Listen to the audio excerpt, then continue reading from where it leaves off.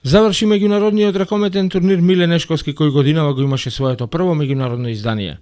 Победник на турнирот е екипата на Пролет, која во финалето го совлада новиот суперлигаш Струга, кој понесен на крилата на пикерот Тренески, како и на одличниот стратег Антон Бошковски, одигра квалитетен надпревар кој го решаваа нијанси.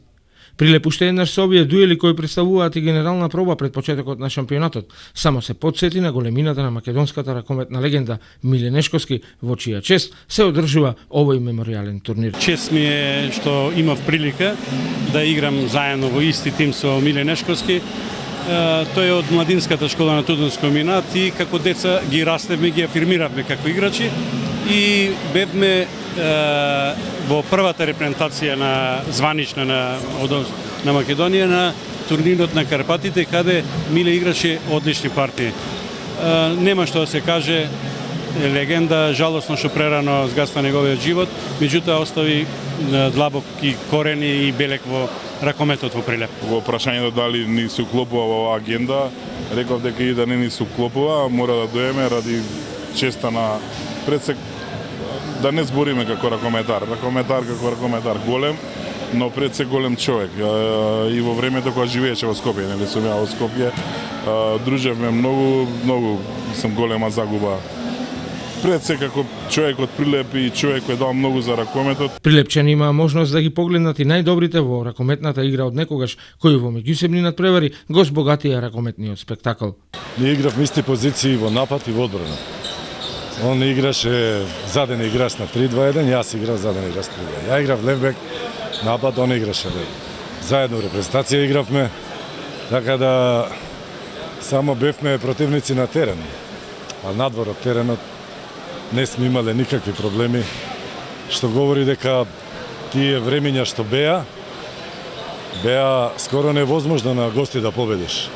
Нијанси беа во прашање и имаме многу убави сеќавања, бидејќи израснавме во здрави услови како спортисти.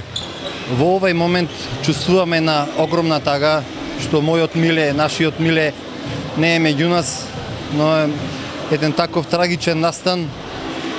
Еве се роди овој меморијален турнир и многу ми се допаѓа што на прилепската ракометна публика која го знае ракометот, во наредните години ќе им донесеме екипи и ќе им дариме повисок квалитет кога се станува збор за ракометната игра.